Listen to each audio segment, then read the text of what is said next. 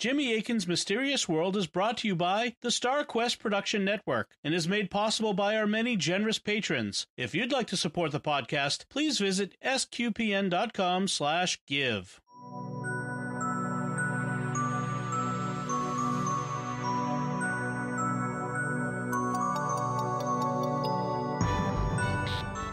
You're listening to episode 35 of Jimmy Akin's Mysterious World, where we look at mysteries from the twin perspectives of faith and reason.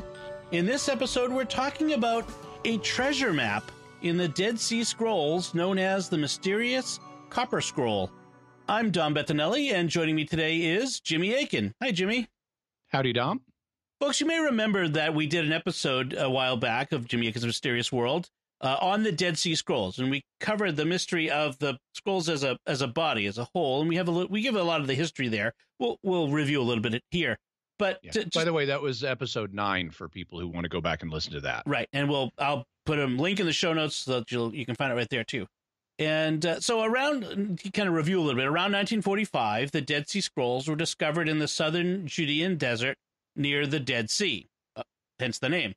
So most were written on parchment or papyrus, which was normal for the time, but one was different. It was special because it was written on a roll of thin copper sheets. And the scroll was even more special because it contained directions for finding secret caches of treasure. Huge amounts of treasure. Cue the Indiana Jones music here, folks. People don't know what to make of the Copper Scroll, so that's what we'll be talking about today on Jimmy Akin's Mysterious World. And before we get into it, Jimmy, this is a special episode in many ways because the topic was selected by our patrons. Tell us how that happened. Yeah, so this is one of 2 patron-selected episodes we have this month. Every month we run a poll. We give our patrons from Patreon 4 choices of topics, and they pick one. This month there was a tie between the Copper Scroll and Skinwalker Ranch. And I was hoping Skinwalker Ranch would win, and you were hoping the Copper Scroll would win. So rather than, I want us to both have, a say in what we're doing. And so since we both favored different ones of the tie, rather than break the tie, I decided let's just do them both. Okay. So we're going to have 2 patron picked episodes this month. We're doing the Copper Scroll this week for you and all the patrons who supported that, and we'll do Skinwalker Ranch next week for me and all the patrons who supported that one. Excellent. That's good to me because I get what I want and you get what you want. So yeah. So the Copper Scroll. I mean, I've been interested in the Dead Sea Scrolls for many years, especially this one. It's so cool. Tell us what is the Copper Scroll? Okay, so as the name would suggest, it's a scroll. It's written on metal. It is primarily copper, although it's like 1% tin, which would technically mean it's a kind of bronze, but it's 99% copper, so people just call it the Copper Scroll. It's about 8 feet long, and there's a little bit of a debate about whether it was originally meant to be a plaque, so rolled out like flat, like something you might hang on a wall, or whether it was meant to be rolled up as a scroll. Most people think it was meant to be rolled up, and so that it was a scroll in the proper sense. And when was it discovered and by whom? It was found in 1952, so a few years after the first Dead Sea Scrolls began to appear, and it was found in the back of cave number 3. The scrolls were found in this series of caves, and they have numbers like 1 to 11. There's just been a 12th cave that was discovered that had like little scraps in it, but nothing substantial. And so this was cave 3, and that is responsible for the name that all the scrolls have like an official number based on the cave they were found in. And so this was the 15th scroll to be taken out of cave 3. So it's known as 3Q, Q for Qumran, the site near the Dead Sea where they were found, 3Q15. So the 3rd cave of Qumran, scroll number 15. Unlike many of the Dead Sea Scrolls, this one was actually found by an archaeologist. It was a lot of the Dead Sea Scrolls were found by Bedouins who would then sell them on the antiquities market, and that means you didn't get to see them in their original in situ situation. But this one was found by an archaeologist, so we know exactly where it was found. It was in the back of Cave 3. beyond, other stuff. It was like in kind of an inaccessible location in the back of Cave 3. And then what condition was it in when they found it? Well, it was highly oxidized. Copper rusts like other metals. It turns green, even though it's normally kind of an orange color when you see it. It turns green when it rusts. And so it was highly oxidized. It also was broken into two parts. So you had like two ends of the scroll that you could then fit together.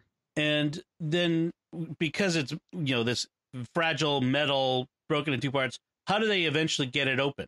Well, the Jordanian government, which had control of it at the time, sent it to Manchester University in England, and they didn't want to just unroll it because they were afraid it would shatter.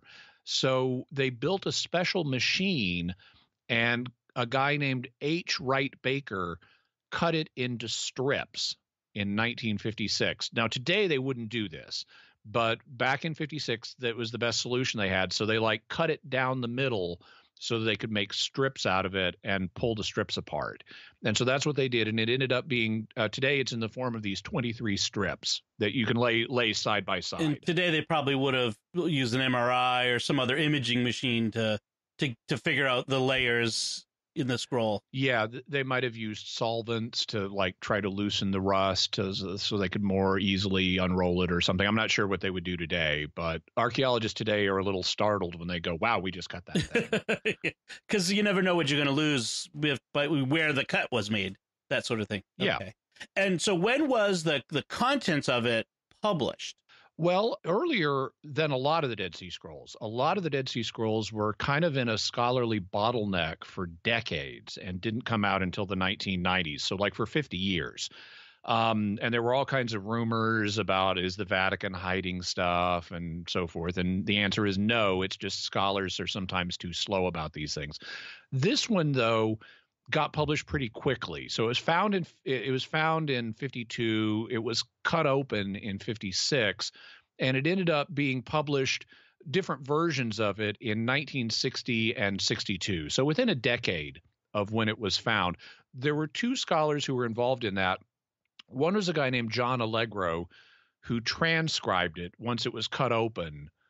He did the initial transcription of the Hebrew that it's written in. And you may have heard the name John Allegro before because he was a scholar who kind of went off the rails. In 1970, he published a book called The Sacred Mushroom and the Cross, in which he argued that Christianity is based on a first-century Jewish drug cult that centered around taking magic mushrooms. This late 60s, early 70s. It's kind of a thing of the time. Yeah. And he kind of ruined his reputation with The Sacred Mushroom and the Cross. So scholars today do not give any credit to his theories in that regard. It's like this book has been called the stupidest thing ever published by a professional scholar. Wow. Of biblical studies. Nice. Yeah. But anyway, he was the first one to transcribe the Copper Scroll. A different guy named Yosef Milik was assigned to do the actual translation. And in 60, Allegro published his work, and then Milik published his own work in 62. Interestingly, Milik at first thought that that the scroll represents Judean folklore. But now he thinks it's a document from someone other than the Qumran sect that is responsible or thought to be responsible for most of the Dead Sea Scrolls. So that we'll talk more about the different theories about what the scroll is meant to represent as we go along. And then what did they find when they translated? What did it say? Well, it's divided into 64 sections. It's written in Hebrew, which is similar to Mishnaic Hebrew. The Mishnah is a collection of Jewish legal traditions that were put in writing in like the 2nd century and thereabouts. So it's kind of a late version of Hebrew. Could be 1st century. But it's similar in some ways to Mishnaic Hebrew. The weird thing is it's also got Greek letters in it. At the end of 7 sections, not all of the sections, but 7 sections, there are these letters in the Greek alphabet, and nobody knows what they mean. They don't form words.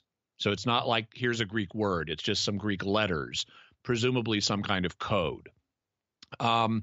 It appears that the scroll was hammered by a scribe who was either illiterate or did not know Hebrew, because in Hebrew, some letters look very similar to each other. It's like if you extend this line a little bit more, you get a different letter. And like the letters for D and R look very similar to each other. The letters for Y and W look very similar to each other. You just very slight differences. And so whoever did the actual hammering, presumably somebody wrote it first, and then someone came along with a hammer and chisel and banged it into the copper. And that guy seems to have either not been literate or not known Hebrew, which actually could be by design if you're trying to hide a treasure map. Right. You may not want the guy to be able to read what he's hammering. Right. Each of the 64 sections gives a description of a location where some valuable items, usually gold or silver, are located. Some mention pitchers or vessels that are filled with precious metal. Some mention vessels for use in worship. And one location mentions priestly vestments. Can you give us an example of some of the kinds of things that it actually says? Yeah, I'll give you the first and the last of the 64 sections. So in the first section, it describes a location. It says, in the ruin which is in the valley of Ahor, under the steps leading to the east, 40 long cubits, a chest of silver and its vessels with a weight of 17 talents, Kappa Epsilon Nu. So it just switches into Greek letters there for some reason. So you get first this description of a location in the general location in the ruin, which is in the valley of Ahor. Ahor is a proper name. So, yeah. So you go to the valley of Ahor, you find the ruin, you look under the steps leading to the east, you go for a distance of 40 long cubits as opposed to shorter cubits, and there you're supposed to find a chest containing silver and its vessels, and it's supposed to weigh 17 talents. And then you've got the code Kappa Epsilon Nu. It sounds like a game of Dungeons and Dragons I once played. Sure. This is fabulous. What else? What other location? So the last location is particularly interesting. This is location number 64. It says, in the underground cavity, which is in the smooth rock north of Kochlit, whose opening is towards the north with tombs at its mouth, there is a copy of this writing and its explanation and the measurements and the details of each item. So it's like there's a copy of this scroll, but with more information in that you can go get if you can go to the last location and where you'll find it in the underground cavity in the smooth rock north of Kochlit, whose opening is towards the north and has tombs at its mouth. So it's kind of like a hyperlink. Go here for more information. Right. You may talk about this later. Just tell me that if you want to bring this up later. But do we know where the Valley of Hahor is or where Kochlit is? Yeah, we know where some of these things are, but others we don't know. And others we have an idea where it is, but we're not 100% sure, which is kind of typical for the ancient world. We can get an idea frequently of where proper things were, but there'll still be a debate about, okay, does this name go with this city or that city, or with this mountain or that mountain? In the case of Ahor, I believe we actually are real confident we know where that one is. I don't know that we know where Kochlit is. And I'm sure you'll tell us about then whether someone has actually gone to these places and found them. But before we get to that, how much treasure are we talking about? A lot. According to the Copper Scroll, if you went to all these locations, you would get 1,280 talents of gold, either 65 or 165 talents in the form of gold bars, around 3,300 talents of silver, 608 pitchers filled with silver, and that may be included in the 3,300 talents of silver, we're not sure, and then around 610 vessels of silver and gold.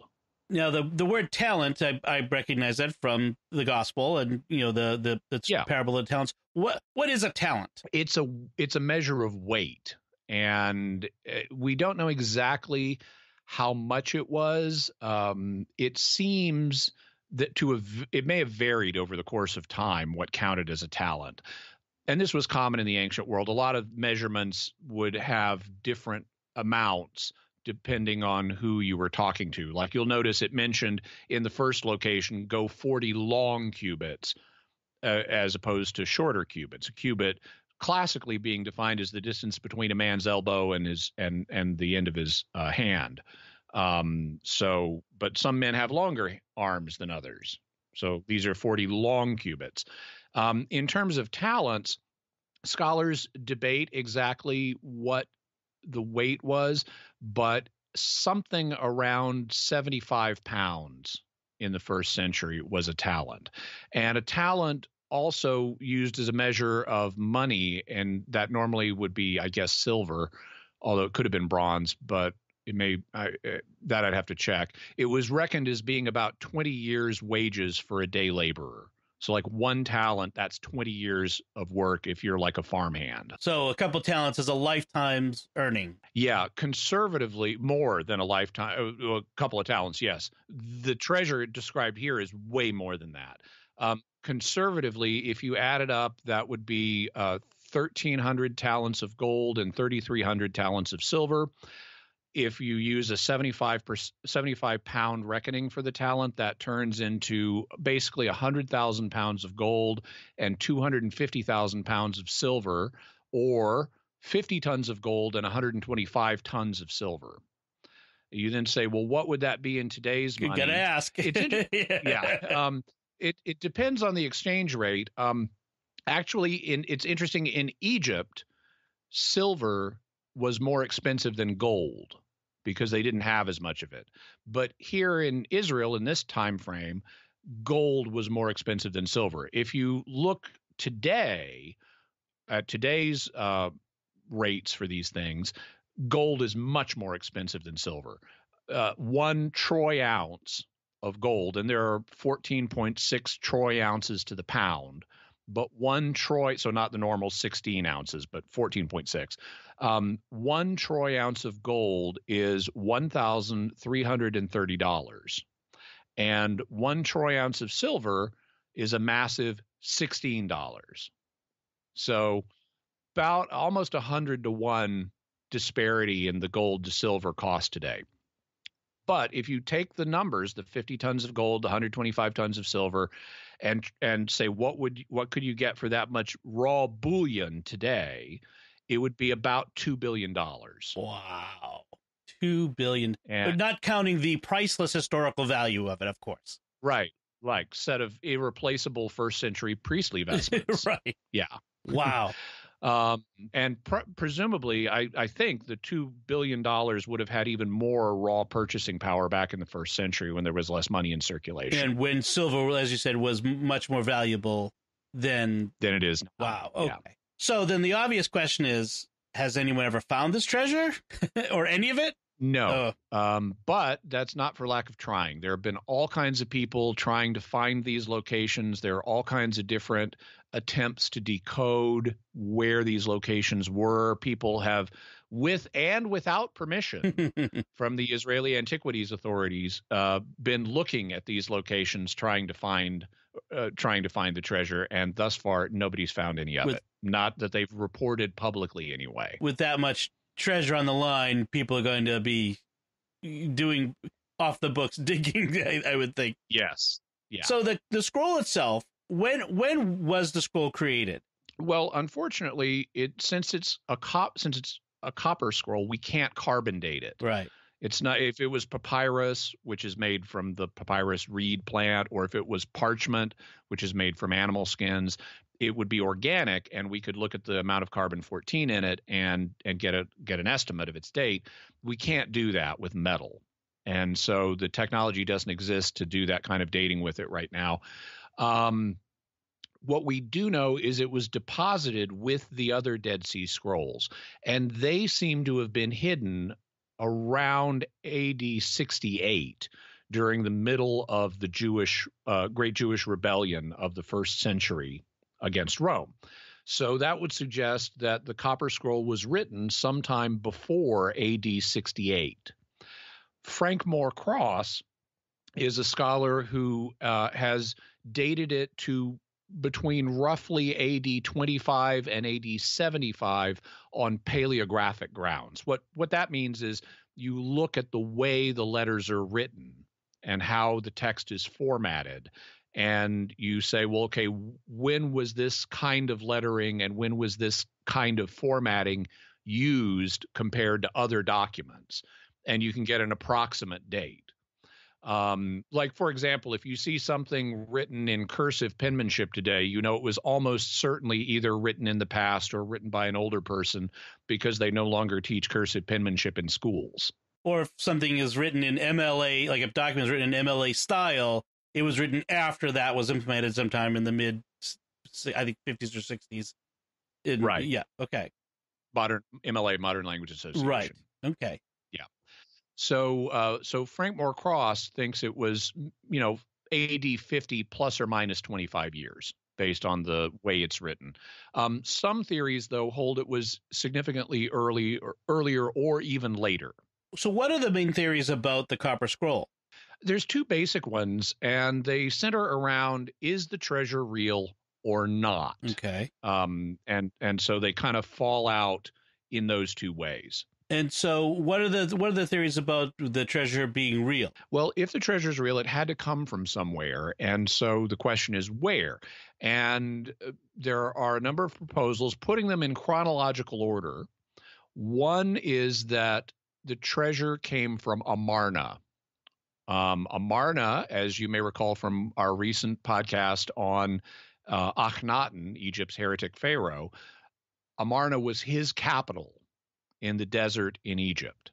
And so one of the claims is this treasure came from Amarna, and it's actually Egyptian treasure, not Jewish treasure. Another proposal is that this treasure came from the tabernacle. The tabernacle was a kind of portable temple that the book of Exodus describes as being built while Israel was still semi-nomadic. So before they were fully settled in the land, and before David made Jerusalem his capital, and before Solomon built the temple in Jerusalem, they had the tabernacle, which is like it was a kind of tent-like structure, served as a portable temple. And it would have been probably the only institution at that time that had this amount of wealth. So the tabernacle is one proposal. Another proposal is that it's treasure from the first temple, Solomon's temple. And we do know that Solomon had lots of treasure. That's one of the things that the Old Testament talks about. Another theory is that it's treasure from the second temple. So this is the one that was rebuilt after the Babylonian exile and that was then expanded and renovated by King Herod the Great in the first century and just before. And so it could have come from there. That was also the temple that was standing during the Jewish revolt, and that would have been in operation in AD 68. It's also claimed, another theory, is that this treasure belonged to the Qumran sect. They're often thought to be a group called the Essenes. They seem to have lived communally, and so it could be that this treasure represents their donations. Like when you joined the sect, especially if you went to live at Qumran, you might turn over all your belongings, which then might get, liquidated and turned into money. And so one proposal is this is the treasure that belonged to the Qumran sect itself. Another theory is that this is treasure that was meant for the temple in Jerusalem, but that was collected after the temple was destroyed. So like the temple, it's after AD 70, the temple's in ruins, but people could still pay their temple tax, which then might be reused for the rebuilding of the temple at a future date, continue to give gifts to the temple, even though it's not currently in operation. So it may have been a kind of post-temple sacred building fund or something like that. And then the last theory is that that the temple belonged to Shimon Bar Kokhba. He lived in the early 2nd century. He was a Jewish leader during the Second Rebellion, which was like AD 132 to 135. He was the major military leader at the time. Some of the Jewish authorities proclaimed him the Messiah, who was going to throw off the yoke of the Romans. And some people have said this is his treasure, and it may have been like his war chest for fighting the Second Rebellion. And so those are the theories that assume that the treasure is real. What are the theories that don't think the treasure is real? So one theory holds that the treasure is part of the Qumran sect's folklore, that it's kind of a legend, and that it may even be wrapped up in their eschatology, because they had a lot of ideas about how prophecy was going to play out and what was going to happen in the future, and they had a kind of apocalyptic worldview. And some people have said, well, this may not be real. It may be folklore or a legend or symbol or something like that plays into their ideology and their theology of what's going to happen. Another option is that it's not their folklore, but it's other Judean Jewish folklore, that other people in Judea at the time had legends about this treasure existing, and then somebody eventually wrote it down, and it got deposited before the temple was destroyed. The third theory is that it's a hoax, that this is some kind of ancient practical joke, and there was never any treasure, and there wasn't any substantial folklore either in the Qumran sect or otherwise about this specific group of treasure items. And then lastly, there's an idea that I want to explore later, but it's my idea. I've never heard anyone else propose it before. And so we'll talk about it after we've talked about these other theories. We always examine these things from the perspectives of faith and reason. Is there a faith perspective that we want to explore here? Not so much. The scroll doesn't really have any theological content or just traces of it. Like, okay, it mentions priestly vestments and stuff, but there's not a lot. We already knew about priestly vestments, so there's not a lot you can extract from that. It does give us a little better knowledge because it adds more data to our knowledge of this period. It gives us some extra knowledge of the language of Hebrew, gives us some new data points about that. It also lets us know about the material culture of the time because they had to make this thing. And it gives us some potential insights into topography in Judea if we can figure out where some of these locations are. So it gives us a little bit, but it's really just scraps. So there's not a major faith perspective here. Okay. So then on the reason perspective, what reason do we have to think that the treasure might be authentic? Well, there's two. One is the Copper Scroll has a very factual style of writing. It does not come across like a document written in symbols. It's just very straightforward. You go here, you're going to find this. You go here, you're going to find this. It reads like a ledger book. Exactly. It's like a ledger. Also, and this is the big reason, why would anybody engrave this thing on copper if it wasn't real treasure? Why would you go to that effort? It is very difficult and expensive. I mean, it was difficult and expensive to get writing done at all back then because you had to have professional scribes do it for you. And the cost of materials, they didn't have big paper mills churning out papyrus. So even just regular writing was costly. An individual copy of the Gospel of Matthew, for example, would have cost the ancient equivalent of about $2,000 just for Matthew. But to do this, to write on copper, you got to pay for the copper scroll to be made. It's not like you could go down to Home Depot or Office Depot and buy a copper scroll. Right. You got to have the thing made. You got to have it all hammered out so it's really thin and rollable. And then you got to have someone write on it, and then you have to have someone come along after him and bang the letters into it. That's a huge amount of expense, both to make the scroll itself and to then engrave it. Why would you bother doing something so difficult and expensive if you weren't doing something very important? So obviously this thing was important to whoever made it, and that suggests the treasure could be real. Okay, so then if the treasure is real, which is the most likely theory of its origin? Well, let's walk through them in chronological order. The first one was the Amarna theory, that this is really treasure from King Akhenaten's capital down in the Egyptian desert. That's kooky. That no reputable scholar thinks that. The distance in time and space is just way too big. You wouldn't transport all of this treasure from Amarna up here to Israel. Akhenaten lived like 1,400 years earlier, so more than 1,000 years earlier. The treasure would never have survived that amount of time if it was in circulation. And there's no Egyptian stuff in this scroll. It's in Hebrew with Greek. There are no like cartouches saying Akhenaten or anything like that. Yeah, I mean, the wagon trains, the camel trains that would have been required to transport, just even if it were plausible given the time and space, every camel in Egypt would have to carry this much treasure. I mean, we're talking massive amounts. And you wouldn't be doing it in secret. People would be. I mean, they couldn't keep their own treasure safe in Egypt. They're never going to get them over to Israel like this. Okay, so that one we're going to go with. So what's next?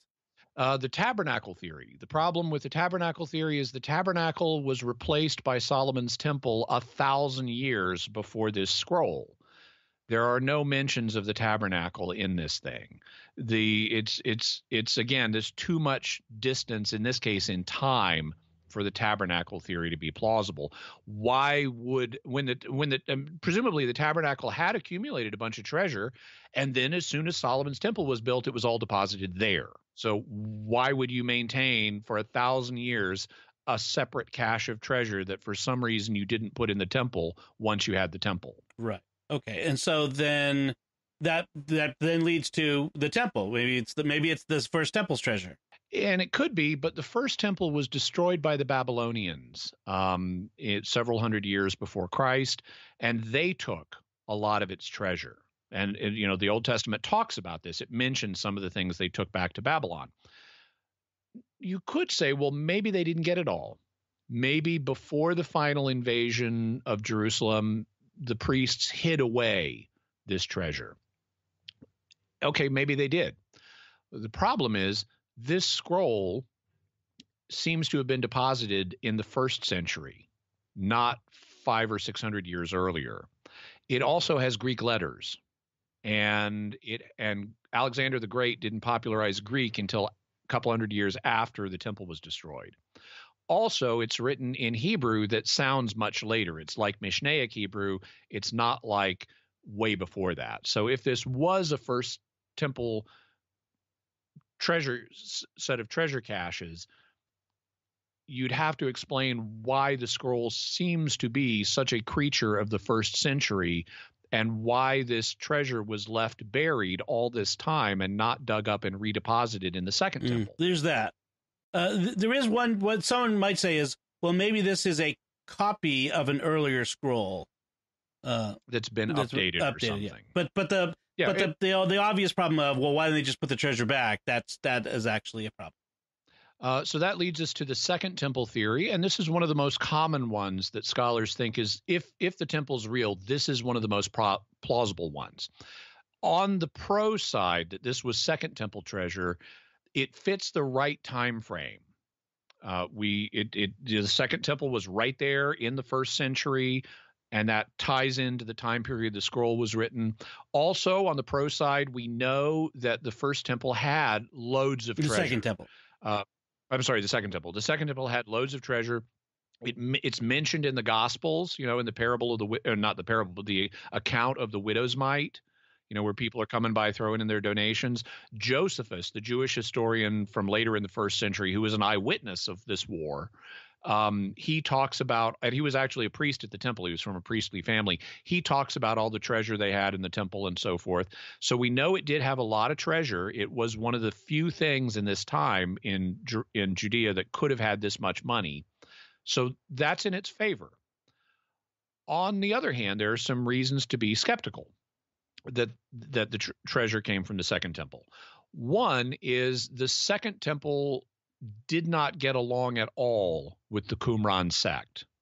The Qumran sect thought that the Second Temple had been thoroughly corrupted, and that's in fact why they were living off in the desert, because they thought the temple in Jerusalem had become ritually polluted.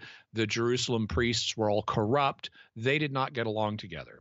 So why would the priests at Jerusalem give their treasure to be hidden by the Qumran sect?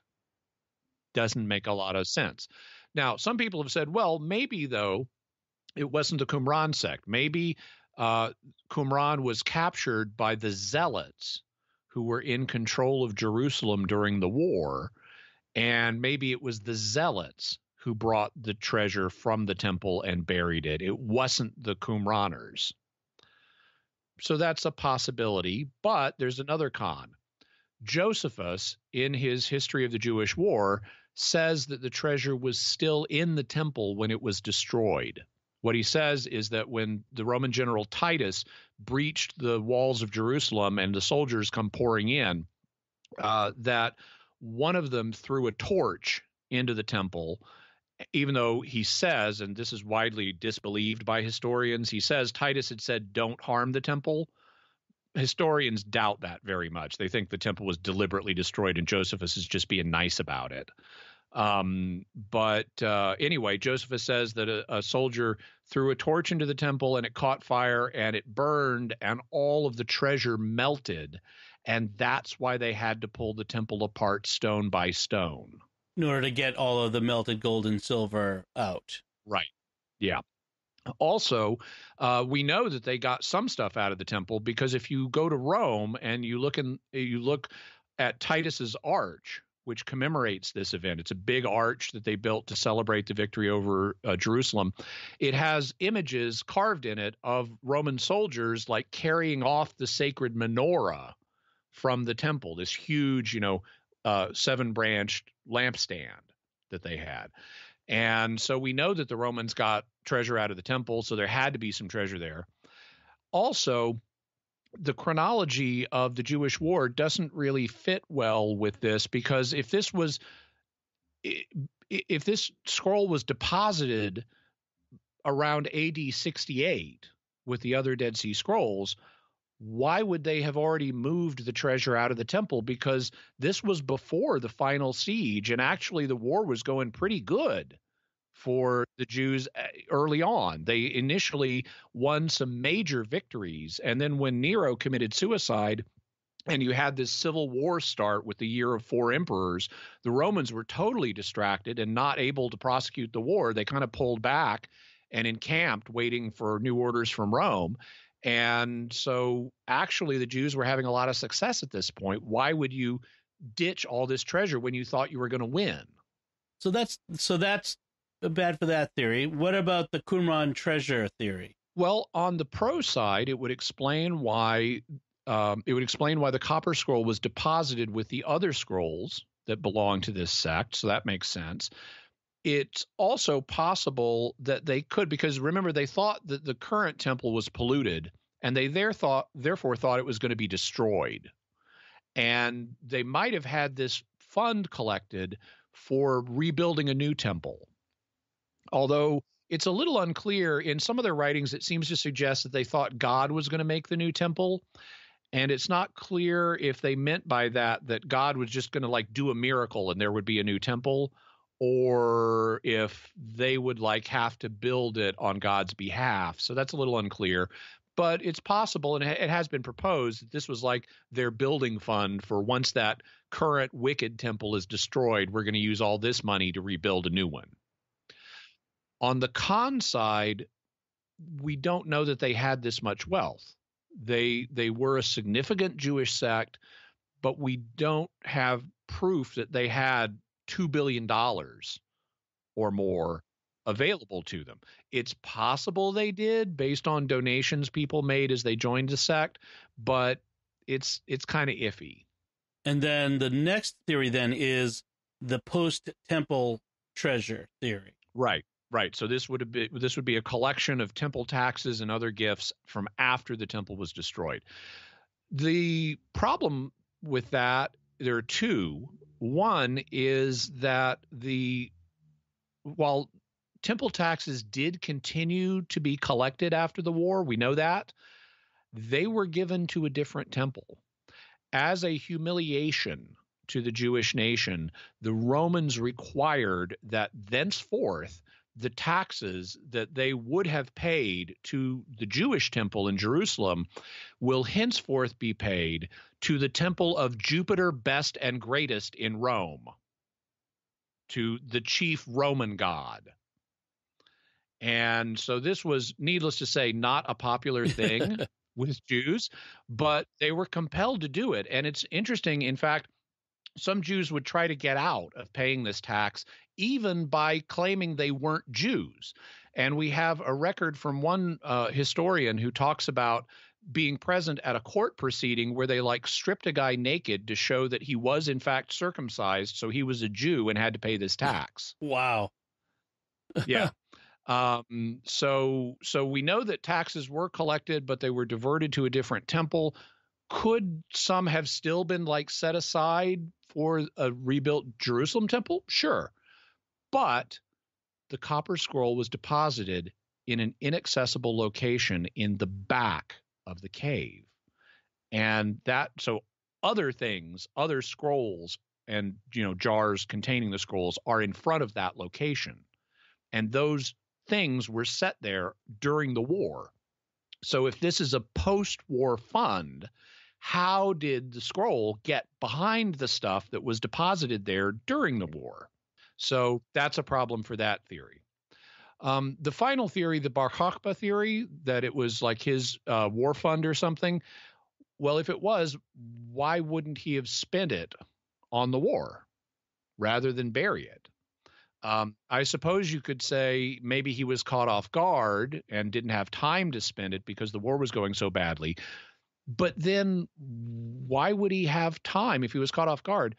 Why would he have time to conduct this massive burial project where we're going to bury this stuff and we're going to make this copper scroll and its duplicate copy with more information, and we're going to hide it in these 64 different locations, and we're going to do all that in secret in the middle of wartime? Right. Unlikely. In a war that's going badly for us. Yeah. The only thing I could think of that might work for the Bar Kokhba theory is it could have been pre-buried either before the war or when it was going well for Bar Kokhba as kind of reserves. So if things start going badly, we can tap these in the future. But then things went badly too quick and he didn't get them dug up. Or maybe he did, and that's why they haven't been found. But regardless of that, we still have the problem, how did the scroll get in the back of the cave during the first rebellion if this is the war fund for the second rebellion? Which was years and years, decades later. It was 50 years later. Now, the theories of that where the treasure might not be real, what is reason do we have to think that those theories might be? So the first is that we've never found any of this stuff. I mean, people have been looking, and we've never found any of the 64 locations with treasure. I mean, people have proposed, well, this should be the spot, but when they've checked that spot, if it is the right spot, there's no treasure there. And you could say, well, maybe it was plundered in antiquity, like all those Egyptian tombs that got robbed. Well, it's quite possible. And maybe, in fact, the Romans themselves plundered it. They could have found location 64 and said, hey, a treasure map. Let's go to these other 63 places. Right. So it's not proof that the treasure was not real because it could have been plundered, but it is a mark against it being real, the fact that we've never found any of this stuff. Also, the amounts are just huge. I mean, while there were a few institutions like the temple that could have had this much money, this is just a fantastic amount of gold and silver. And some people have said, even who think the treasure is real, maybe this is some kind of hyperbole, even though it doesn't read like hyperbole. So the fact the amounts are so huge. This would be the biggest archaeological find in history. Yeah, exactly. We've never found anything like this. I mean, not even King Tut's tomb had nothing like this amount of gold and silver in it. And he was Pharaoh of Egypt. So this would be absolutely astonishing if in terms of a find. And the amounts are so huge. It's another mark that many people have said this doesn't sound real. Then there's the difficulty with carrying out the burial project for this stuff, because we are talking tons of gold and tons of silver, 50 tons of gold, 125 tons of silver. How do you bury all that stuff in secret without word getting out? Yeah, that's true. Yeah. Yeah. So those are some reasons why people think the treasure might not be real. So then if the treasure isn't real, which of the theories you mentioned is most likely?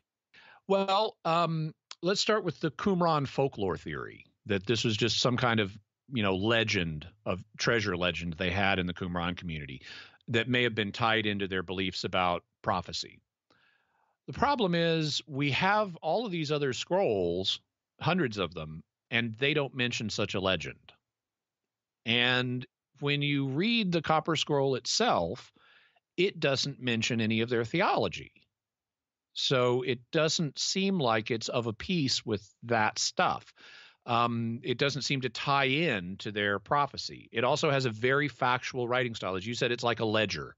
It just go here, get this, go here, get this. And that's all. Also, why would you, if you did have a treasure legend, and there are treasure legends in history, Blackbeard's treasure, things like that. Why would you have a detailed list of 64 places and exactly what was there to go to? It's one thing to say Blackbeard buried this box of treasure on this island. It's another thing to say, here are detailed descriptions to the 64 islands where Blackbeard buried his treasure and the exact amounts you'll find at each place. Right. That's not how treasure legends generally work. And then, if this was just a legend, why would you take the trouble to put it on copper? I mean, that's hard. They didn't put their other sacred writings on copper. This is the only one. The Qumran sect had lots of writings, many of which they considered sacred. I mean, they thought this is like a book of the Bible, and they didn't put it on copper. So it doesn't fit that. And some of those are also problems with the Judean folklore theory. If this was a Judean treasure legend, again, why is it so detailed? Why is it so matter of fact? Why is there no framing story about who buried this and why? I mean, in the Blackbeard legend, okay, Blackbeard was a pirate. He was this famous figure. He was exotic. We know he did certain things. We tied it into him.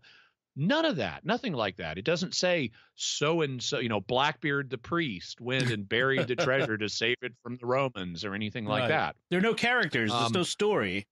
Exactly. So how is that a legend? This is just a list. And why would you have a list from a legend detached from its original legend? And then if it was a legend, why would you go to the expense and the hassle of putting it on copper? You might tell your legend orally. You might write it on papyrus. Why do something as insanely expensive and difficult as make the Copper Scroll? Which is then a problem for the hoax theory. You could say, okay, somebody made this up as a big joke. They're hoaxing somebody. There is no real treasure, but they made it all up. Okay, then why put it on copper? That's fantastically expensive and difficult. That's like today it's spending $50,000 or something to have an elaborate April Fool's Day joke. Exactly. Yeah. It's one thing to have an April Fool's podcast or something, but it's another to spend $50,000 on your April Fool's joke. Right. Okay. So as we go through all of this, everything has its pros, but everything has its cons, which are very, very obviously very heavy cons. The fact that it's made of copper is a big issue here. But Jimmy, you mentioned earlier that you have an idea that you wanted to propose. What was that? I've never seen anyone else propose this, and it came together in my mind as I was prepping for this episode, actually. So I haven't had a chance to write about it, although if I am able to before the show is released, we'll have a link in the show notes. Uh, But it occurred to me there is a possible explanation that fits a huge number of facts, maybe all of them.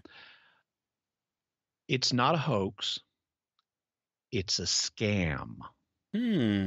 Now, think about this. There have been other scams. Now, today we have lots of email scams. You know, people in Nigeria want to send you money and you got to give them your bank info so they can deposit it and stuff. And really, they're going to drain your bank account.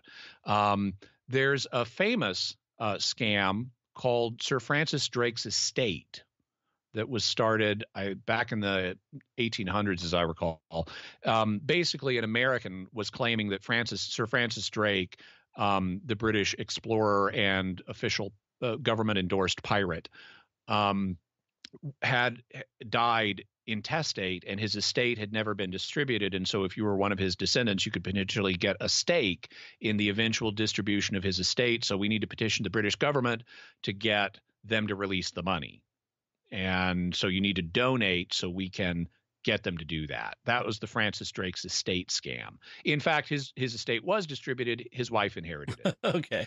But there's another scam that not as many people know about. It's not as famous. It's Sir Francis Drake's map.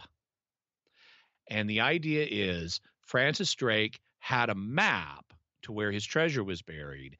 And I can't use this map myself, but I'd be willing to part with it for a reasonable sum. And then you could go get his map, his treasure from the location on this map. Okay, maybe the Copper Scroll is the first century equivalent of Sir Francis Drake's map. It's somebody made it in order to scam the Qumran community. That idea would explain so much. It would explain the factual writing style. It would explain the fantastic amounts of money we're talking about, because that's motivation for the Qumraners to buy the Copper Scroll. It would explain why the treasure was never found, because it didn't exist. It would explain why this map is in the Dead Sea Scrolls, because the Qumraners bought it and they had an interest in the temple. Hence, there are mentions of temple vessels and vestments, presumably from the pre-corruption phase of the temple, that they could use in their fancy future temple. It would also explain why it's written on copper. In confidence tricks, there are what are referred to as convincers that are meant to increase the sale price of what you're trying to sell in a con. And so the fact it's on copper would be a convincer to get the Qumraners to think this is a really important thing. This must be real. Nobody would go to the trouble to fake this on copper. Right. And in fact, it's so convincing, it has convinced modern scholars that the treasure is real, even though none of it's ever been found. So if it convinces modern scholars 2,000 years later that this treasure would be real, how much more convincing would the fact it's on copper convince the Qumraners in the first century, when they had a palpable feel for how difficult it would be to make a copper scroll? That this would be the greatest scam in history if it could last for 2,000 years. Well, it certainly would be one of the most long-lasting. It also would explain why there's a reference in location 64 to the second clarifying scroll, because the other locations are kind of ambiguous. It's kind of hard to know exactly where this is. Oh, but we've got a promise. If you go to location 64, you'll get all the information you need, including information on the measurements that are being used and more detail about exactly what you're going to find. So if you can get that last location, you're gonna have the key to finding the other 63. You're just going to have to buy the scroll first to get that last location. Yeah. So I put on my Sherlock Holmes hat and said, not that I literally have a deer stalker, but I said, okay, let's put myself in the position of the scammer. I'm going to be a first century Jewish criminal. Let's imagine how the scam goes down. And I said, what would I do? Well, I would say, okay, if there's this sect at Qumran and they hate the current temple, but they've got some money and I want to scam them out of it, how can I get their money? Well, I can go to them and say, guess what? You know how the Maccabees corrupted the temple 160 years ago? Well, when the Babylonians captured the temple, the priests, who then were wise and holy and not corrupt at all, hid the treasure from the first temple in the desert. And knowledge of it has been passed down all this time in my priestly family. And I'm like you guys. I think the temple has been corrupted. I want to join your sect. There's another convincer. So as the scammer, I join the sect, and then I say, my priestly family, we're down on our luck, but we do have this, treasure map. My cousin does. I don't have it. My cousin has it. And he'd be willing to give it up, but he'd want some compensation. This is a family treasure you'd be buying, and it's going to give you access to all that uncorrupted First Temple treasure. And maybe I've even salted an item or two in a location that you can find as another convincer. Maybe not. But then there's these deliberately vague directions. And I can say, well, this treasure was hidden hundreds of years ago. Some of the names have changed. But fortunately, if you get location 64, you get the other 63.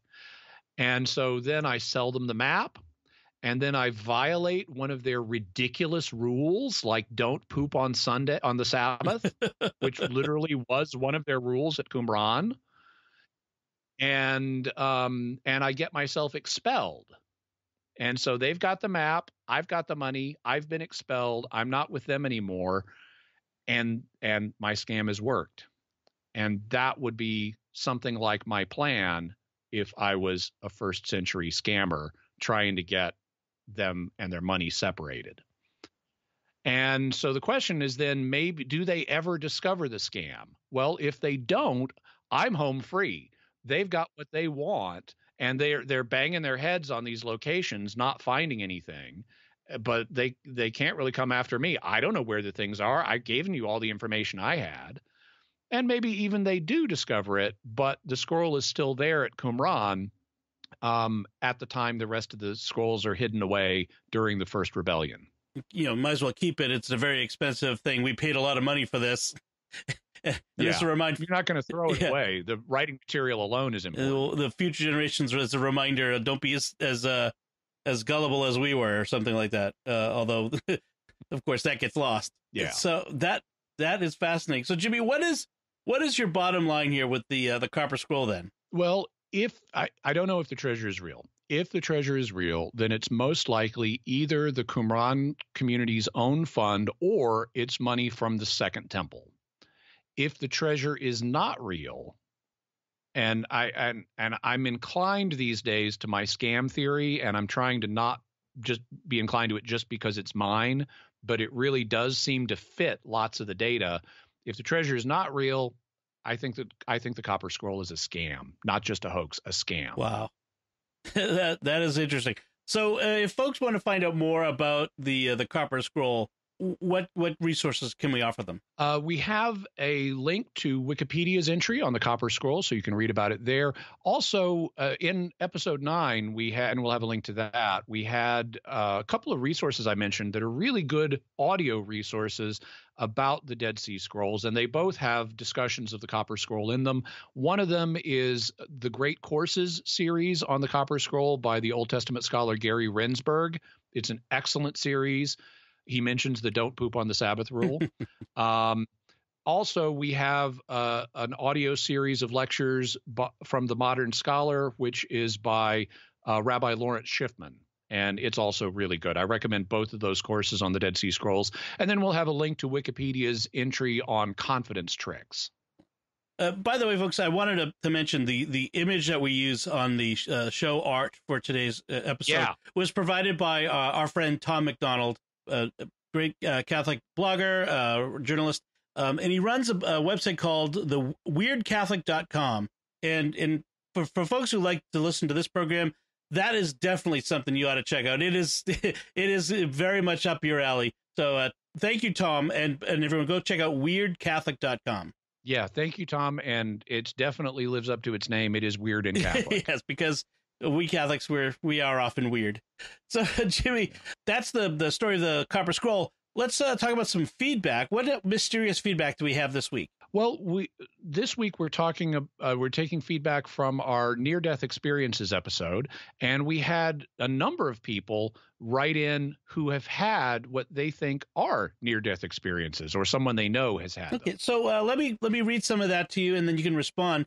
We had a message, anonymous from YouTube. Right. Yeah, actually, she wasn't anonymous, but her name was written in Arabic, and it's been too long since I've done the Arabic alphabet. Okay, so whoever you are, we'll call you anonymous for now, unfortunately. But she writes, "I'm a 19-year-old girl from Iraq, and I've had a similar experience. I was going to a doctor to take a shot because I was sick, and after taking the injection, I felt a pain in my head and suddenly fainted. Everything became dark, and there was a terrifying sound like a loud moan or a high wind. I saw a group of houses like I was flying in the air above them fast, and I found myself in a large gray and black space where there was no sky or land. Then a tall person wearing a black robe appeared to me. He was without a face. It was, for me, very normal and ordinary. Then I felt the breeze of summer wind and saw a place like a door open with beautiful light and air and a few trees. It seemed to be a garden, and I loved it so much and was flooded with love, feeling like I was sinking in love, tranquility, peace, and mercy. I wanted to cross into this place and enter it, but suddenly I was turned away from the place and returned to my body. I returned to consciousness and realized that I had died and come back to life and did not enter the beautiful place. I felt very sad and cried." And her experience is very similar to others. Some of the details vary a little bit. One of the things she mentions is the figure in the black robe, and some of our listeners might think that's sinister, but I should point out that colors have different significations in different cultures. For example, white here in the West is like a positive color, but if you wear white in some Asian cultures, it means death. And in the same way, black can be a symbol of evil in the West, but it's not necessarily everywhere. And even priests wear black robes as a sign of holiness and their consecration to God. And so I wouldn't necessarily interpret the black-robed figure as a sinister figure. And I've edited what she had to say down because she had more to say. But she mentions feeling love in connection with the figure, and that's something that is very common in near-death experiences, is encountering a figure that is somewhat mysterious, but also is a figure of profound love. So on the same topic, Bennett from the UK writes on Facebook. He says, "My mom, deceased almost a decade now, told just her immediate family that when I was younger, she was in hospital for emergency surgery. She clearly remembered being in agony, and then a calm warmness came over her and a great feeling of peace and happiness. Next, the agony returned, and there was some commotion. Later, she found out that, as she put it, she had died for a very short while. It left her not fearing death itself. She was not a flighty person. She was born to severe Victorian parents in 1920, and she lived and worked as a young woman during the London Blitz, writing the condolence letters to the soldiers' families. So she wasn't one to make stuff up. And I, for one, believe that this is as genuine an experience as anyone can trust their senses in extreme conditions. I think she only shared it with me as a hope to be a comfort." And again, the experience of Bennett's mother is very consistent with other near-death experiences. Some people remember more or less about the experience. She doesn't, from what Bennett says, she didn't report like meeting relatives or the being of love or anything like that, or the tunnel, but the features she does report of her experience are very consistent with what other people have reported, including the coming away from it, not fearing death anymore. Also on Facebook, Christopher writes, "In high school in the late 70s, I was in bed and felt like I was floating out the window. I did not notice my body in bed until I suddenly felt a rush as I realized I was being pulled back into my body. I wonder if this was a lightweight near-death experience, and that either my heart had briefly stopped beating, I was much later diagnosed with a minor heart murmur, or I stopped breathing, like with sleep apnea. It was a very brief experience, but I remember it to this day. In this case, we have some features that are like near-death experience features. What we don't have in this case is a clinical situation where there were medical professionals there to verify that someone, died or came close to dying. Typically, a minor heart murmur wouldn't, kill you. And if it did, your heart wouldn't necessarily restart. But it's possible that this could be something like a near-death experience. Either it could be a near-death experience. There may have been a momentary interruption of life processes that then reasserted themselves. It also could be something that is, some people have related to near-death experiences, which are out-of-body experiences, where you don't die, but something similar happens. And that's a subject that we'll be doing a future episode on. I'm not saying at this point that that out-of-body experiences are real, but they are sometimes reported, and this also fits the profile that's reported for those. I may have something to contribute to that episode, a personal experience. Awesome. So that should be interesting. Awesome. So then our last bit of feedback is from Radomir Nowatarski,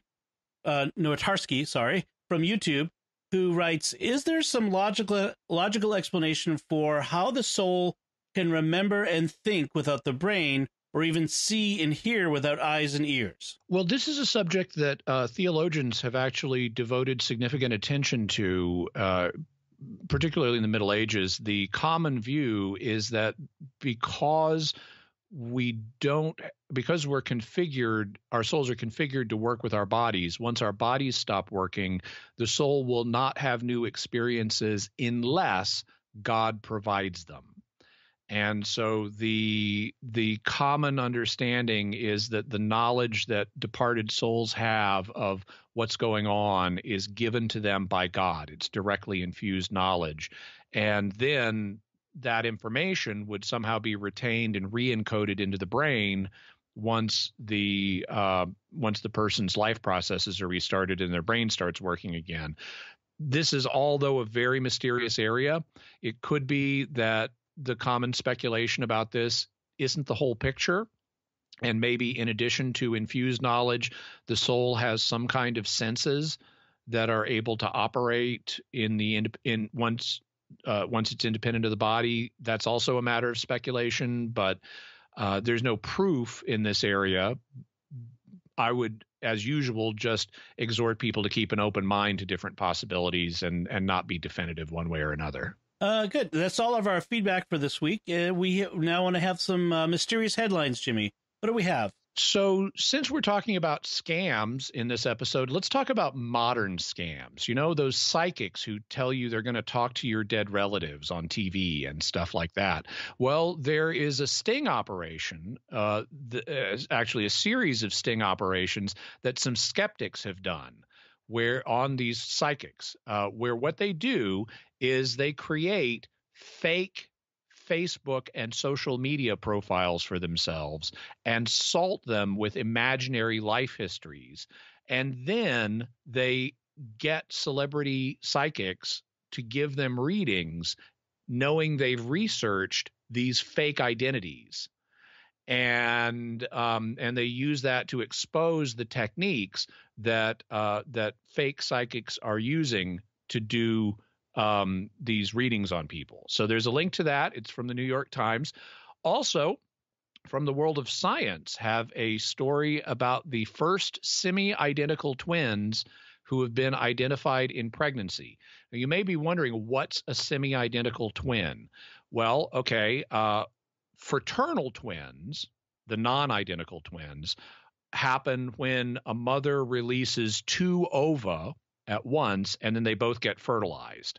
So they're effectively brother and sister. They're just born at the same time.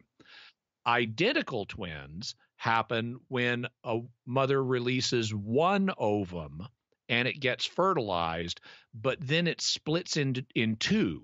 So you get two children who are genetically identical. So if they're brother and sister, if they're fraternal twins, they have 50% of their DNA in common. if they're identical twins, they have 100% of their DNA in common. Semi-identical twins are a recently identified phenomenon. We've only known about this since the advent of genetic testing, and they have 75% of their DNA in common. Here's how that works. Sometimes a mother releases a single ovum and it gets fertilized by 2 sperm. And as a result of that, it has a triple genetic code. So it's got the genetic code of the ovum plus the genetic codes from both of the sperm. Normally, that is fatal. We are not designed to have that many chromosomes. So normally, any fertilized ovum will die if that happens. But sometimes a process like what produces identical twins happens, and instead of before it dies, the double fertilized ovum splits in 2, and it takes part of the DNA from one sperm and part of the DNA from the other sperm, and as a result, it has the right amount of DNA to allow life to continue. And so you get 2 twins that have 75% of DNA together. And we found a few cases of this where after birth, after the twins have been born, we've discovered they're semi-identical. Now they found some twins who are still in utero that are semi-identical. And they're the first ones to be found. So we've got a link to that as well. You mentioned that fraternal twins are brother and sister. Are they always brother and sister? Or can you have the same sex? Oh no, you can have 2 brothers or 2 sisters. I thank you for clarifying that. But they're effectively like ordinary siblings in terms of their genetics. They have 50% of their DNA in common, like you do with your brothers and sisters. And do semi-identical twins look alike, look the same, or they look like brother and sister but different? I don't have information on that. I assume that they look close. I assume they're somewhere in the middle. Yeah. Because they're 75% of their, I mean, ordinary brothers and sisters look similar. And so I would suppose that they will look even more similar, but not quite identical. Well, thank you for that, Jimmy. Before we close out, I do, as usual, I want to take a moment to thank all those patrons who voted, for instance, on this topic, to choose this topic for this month. And they make this show possible through their financial donations. Today, I wanted to thank by name Brooke K., Joel L., Pamela F., Daniel S., and Denise I. Through their generous donations at sqpn.com/give. They make it possible for us to continue Jimmy Akin's Mysterious World and all of the great shows we've been doing at SQPN, which we're adding even more shows all the time. So, please go to sqpn.com and check out all the shows that we've got there now. And if you want to help support our work and support our mission and support our continuing on with this podcast and others, you can go to sqpn.com/give and make a donation of any amount. So that's it from us. What did you think about this, Jimmy's theories about the Dead Sea Scroll known as the Copper Scroll, and whether his own personal theory, the scam theory, which sounds really good. It's kind of disappointing. I want there to be gold buried in the desert, but that's my own take. But what did we all? Of course. So, but what do you all think? About these theories. So, let us know by going to sqpn.com/mysterious or the Jimmy Akin's Mysterious World Facebook page. You can leave a comment there. You can send us an email to mysterious@sqpn.com. You can send a tweet to @MYS_world, or a tweet just with the hashtag of mysterious feedback. Any of those ways will get us some feedback. You can also comment on YouTube, like some of our feedback from today. Please, if you have not done so yet, please subscribe to the show to make sure that you get every episode. You don't want to miss a single episode. This month we have 5 episodes coming at you. You don't want to miss a single one of them. And you can do that in iTunes, Google Play, Stitcher, TuneIn, your favorite podcast app, or on YouTube, where if you do that, make sure you hit the bell to get notifications when a new episode goes up. And as always, you can find links to Jimmy's resources from this discussion and links to the mysterious headlines on our show notes at sqpn.com/mysterious. Until next time, Jimmy Akin, thank you for exploring with us our mysterious world. Thanks, Tom. Once again, I'm Dom Bettinelli. Thank you for listening to Jimmy Akin's Mysterious World on StarQuest.